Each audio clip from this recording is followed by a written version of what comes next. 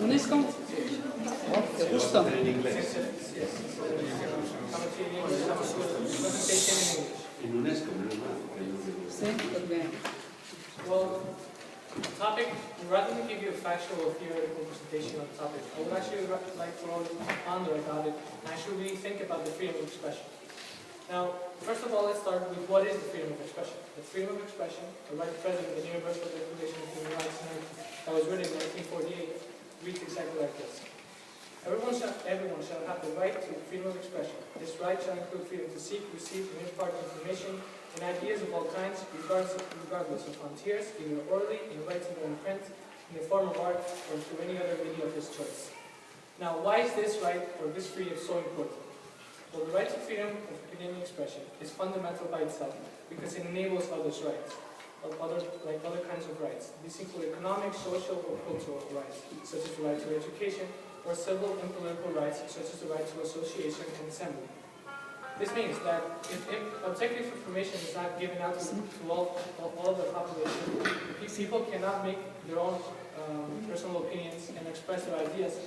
So, for example, a person cannot actually vote and actually use his personal freedom of expression. Now, to understand the actual topic, we have to analyze the new world situation in which we live. This new freedom of speech is placed in a world where there has been a technological leap. And these usually give a better possibility to guarantee freedom of expression. For example, when the television came in, people could receive more information, therefore they can make their own better opinions. However, technological leaps always provoke fear. And this fear is seen in governments with the censorship. And this is an idea I would like for all of you to keep in mind for the rest of my presentation. Now, very few developments in information have actually had such an impact, like the internet, which is the main topic that we're talking about with modern social networking technologies. And this has been because other mediums of communication have usually been one-based. That means that information is sent out, and that's the end of the process. However, the internet provides an interactive medium. That means that the information is sent out by any person who can actually receive a response and interact with other people around the world. They can create chat rooms and blogs. And that interactive environment is what has made it so special. That means that people are no longer passive recipients. They actually contribute, they actually participate, and they help progress of a society as a whole. Now, I would like to link it to another topic of the SEKMUN, which is it's el tema del Consejo de Seguridad de los países árabes, y al ser un tema del Consejo de Seguridad quería tocarlo en español. Bien, para poder entender la relación que existe entre Internet y la situación en los países árabes, hay que tener en cuenta los 30 años de censura que ha habido en estos países. 30 años de censura que han provocado que las personas, para poder reunirse y intentar cualquier tipo de manifestación, tengan que hacerlo en persona, físicamente. Pero el Internet, ¿qué ha hecho? Ha proporcionado un medio donde las personas pueden comunicarse, donde pueden hablar, donde pueden hacerlo sin tener miedo, sin poder ser atacados por los dictadores o los gobiernos que intentan censurarles.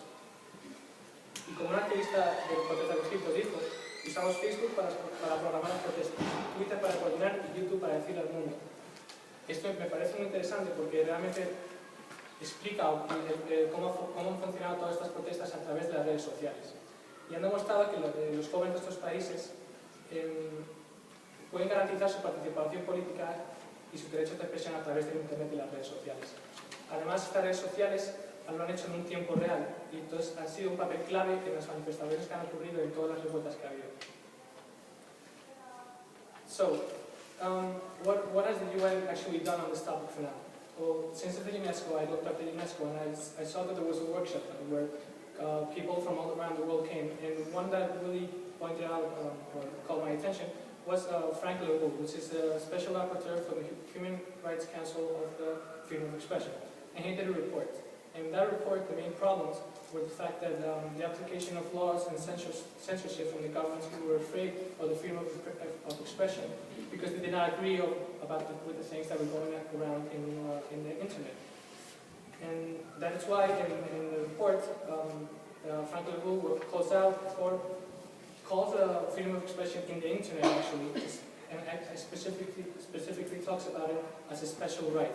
It defines it as a right. That means that everybody should have the right to be able to access and express themselves in the internet. So I think in the second, when we talk about this issue, we have to take that into account very, very specifically. And that should be a main point that is. Thank you. Thank you.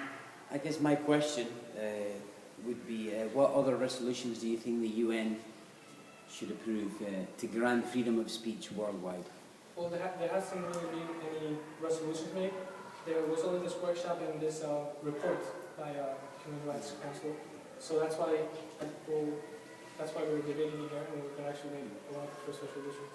But can you think yourself of any possible solution or any possible? The thing is, we have to call out for governments to actually to not put any censorship at all on the internet. It's very hard to control because the internet is it's impossible to control. But governments try to do it and do it through criminal laws. So we have to call out for governments to take down those criminal laws and those punishments for any person who tries to speak out through the internet. Excellent, thank you.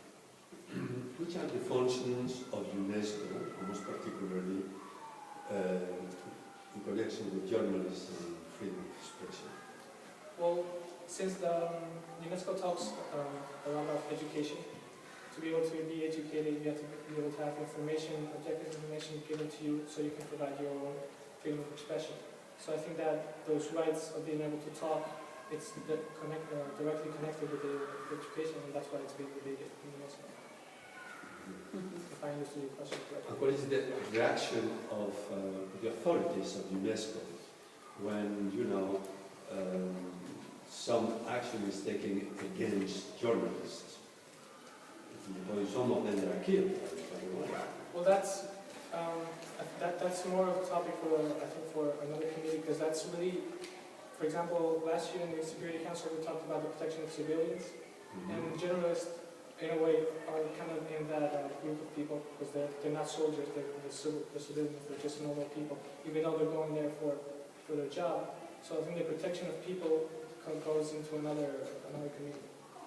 Well, if you go through internet with UNESCO webpage, you will see that also UNESCO takes some, measures when the journalist is killed, etc.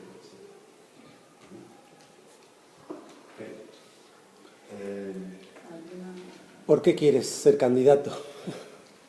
Bueno, yo he tenido 2 años de experiencia en SEKMUN, delegado las 2, y realmente quiero poder ver el otro lado de la cara, ¿no? Y ver cómo es ser una autoridad. Y realmente la preparación, por la experiencia que te da ser autoridad en un modelo como es el modelo SEKMUN, me va a dar muchos puntos y mucha experiencia para el futuro, porque yo quiero dedicarme a todo el mundo de la política internacional y a las relaciones internacionales, y creo que realmente esa autoridad me va a dar otro punto de vista completamente diferente que voy a poder hablar en entrevistas y como persona para poder crecer como persona también. Muy bien, muchas gracias, Rodrigo.